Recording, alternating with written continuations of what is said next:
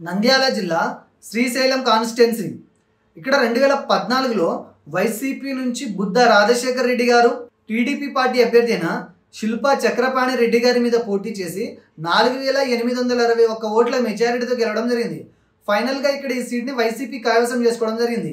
ఇక 2019లో కనుక మనం ఒకసారి ఇలానే చూసుకున్నట్లయితే ఇక్కడ వైఎస్ఆర్సీపీ నుంచి ఈసారి శిల్పా చక్రపాణి రెడ్డి గారు జనసేన పార్టీ అభ్యర్థి అయిన సన్నపురెడ్డి సుజలా గారి మీద టీడీపీ పార్టీ అభ్యర్థి అయిన బుద్ధ రాజశేఖర్ రెడ్డి గారి మీద పోటీ చేసి ఫైనల్గా టీడీపీ మీద 38,698 ఓట్ల మెజారిటీతో ఈసారి సీట్ని వైఎస్ఆర్సీపీ గెలుచుకోవడం జరిగింది. ఇక ఈ 2024 ప్రస్తుత పరిస్థితిని కనుక మనం చూసినట్లయితే టీడీపీ, జనసేన, బీజేపీ కూటమి అభ్యర్థిగా టీడీపీ నుంచి ఈసారి కూడా బుద్ధ రాజశేఖర్ రెడ్డి గారే పోటీ చేయడం జరుగుతుంది.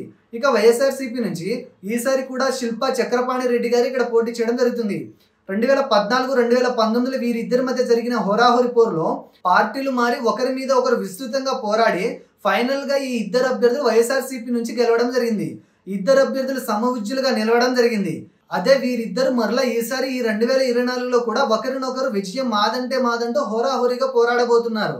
ఫైనల్గా ఇక్కడ 2014 ఫలితం రిపీట్ అవుతుందా, 2019 ఫలితం రిపీట్ అవుతుందా అంటే ఈసారి ఇక్కడ ఎవరు గెలవబోతున్నారంటే ఇక్కడ ఫలితం క్లీన్ కాంటెస్ట్గా మారబోతుందని తెలుస్తుంది. కానీ ఇక్కడ ప్రజల వైఎస్ఆర్సీపీ పార్టీ మీద ఉన్న వ్యతిరేకత కారణంగా ఇక్కడ యువతలో వైఎస్ఆర్సీపీ పార్టీ మాకు ఏమి చేయలేదన్న భావన ఉండడం కారణంగా కూటమి అభ్యర్థి మీద ఇక్కడ ప్రజల ప్రస్తుతం మంచి అభిప్రాయం ఉండడం కారణంగా ఇక్కడ కొంత ఎడ్జ్ మాత్రం కూటమికే ఉందని తెలుస్తుంది.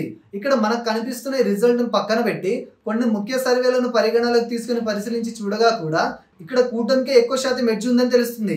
కానీ గెలుపు అన్నది కొత్తగా ఈసారి పోల్ అవ్వబోయే యువత ఓట్ల మీద కూడా ఆధారపడి ఉంటుంది. మారిన సమీకరణాలను బట్టి యువత ఎటువైపు మొగ్గు చూపితే ఆ పార్టీనే ఈ నియోజకవర్గాన్ని కూడా కైవసం చేసుకునే అవకాశం ఉంది.